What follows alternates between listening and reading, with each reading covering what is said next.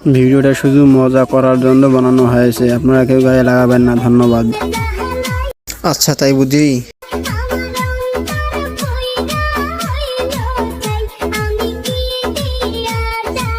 না থাক, লাগবে না, এতেও হবে। কি কি কি? আরে না, আমি সব বুঝি। কেন, কি হয়েছে?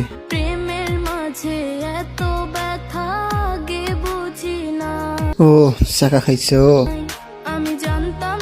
আচ্ছা, আমি আছি না, সমস্যা নেই।